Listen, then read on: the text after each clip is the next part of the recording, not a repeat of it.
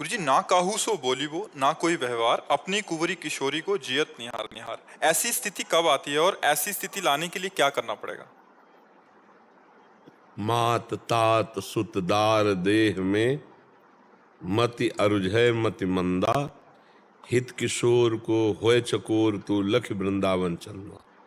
एक अहमता ममता ये जग में है दुखदाई, ये जब श्री जी की ओर लगत तो होत परम सुखदाई।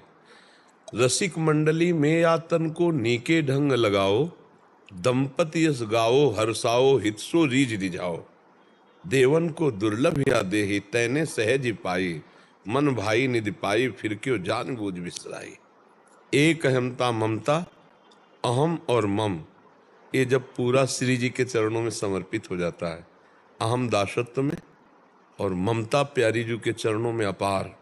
ममता का स्वरूप ये जो हमारे वृंदावन के रसिकों ने अपनी वाणी से जय घोष किया, हमारे माई श्यामा जी को राज, मेरी महारानी श्री राधा रानी, मेरे प्राणनाथ श्री श्यामा, मेरे बल श्री वृंदावन रानी। ये ममता पूर्ण प्रियाजू के चरणों में, जिसकी प्रियाजू के चरणों में ममता होती है, लाल जी उस पर बरसते रहते हैं। जब लाडली लाडली हम पुकारते हैं तो लालजू हमें जिस भाव से देखते हैं, वो किसी तपस्या साधना या किसी व्रत उपवास से भी वो दृष्टि हम नहीं प्राप्त कर सकते।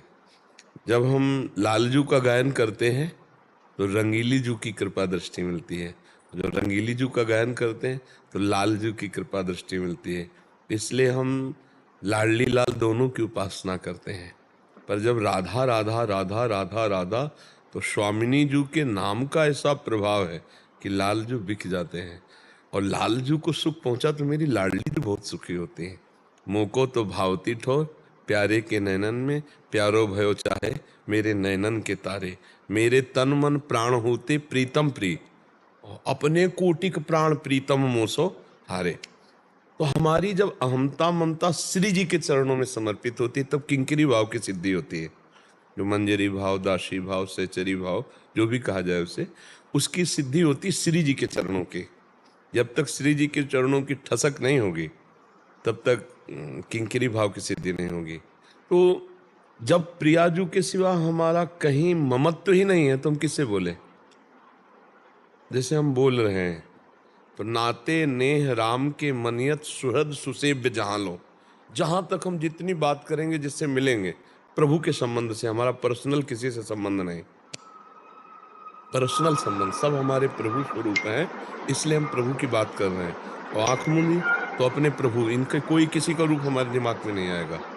हम बात करेंगे प्रियाजू की, बात करेंगे सिद्धांत की, बात करेंगे वो जिससे तुम्हारा कल्याण होगा। तो भगवत वार्ता ही हुई। हम मिलेंगे आपसे, बहुत प्यार से मिलेंगे, लेकिन अपने इष्ट के भाव से मिलेंगे, मेरे प्रभु हैं।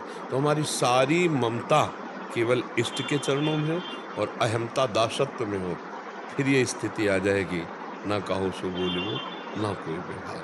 अब हम तात मात सुतदार इनसे तो हटा सकते हैं, लेकिन देह में मति अरुझय मति मंदा, हम यहाँ फंस जाते हैं। देह भाव में स्त्री पुरुष भाव, ये जो देहाभिमान है ना, ये जड़ चेतन ग्रंथि का स्वरूप है।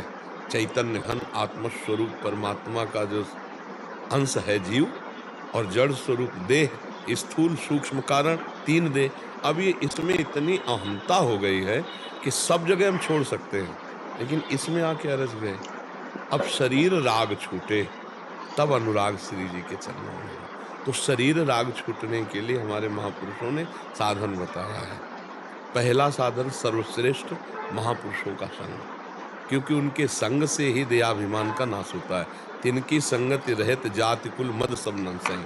किनकी? बोले जिनके जाने जानिए युगल चंद सुकुमार, तिनको तिनहुनते अधिक। जिनके संग से, जिनके परिचय से, प्रिया प्रीतम का परिचय जाना, अपने दोषों का त्याग किया, उनको प्रिया प्रीतम से भी बढ़कर हमारे अंदर भाव हो।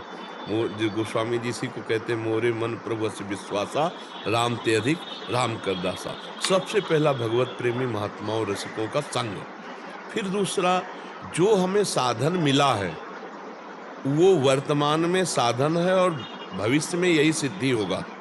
नाम जप, ठाकुर सेवा, रूप ध्यान, लीला गायन, लीला चिंतन, यही तो सिद्धावस्था में प्रेम में होता है, और साधन में मन भटकता है पर हमें करना होता है।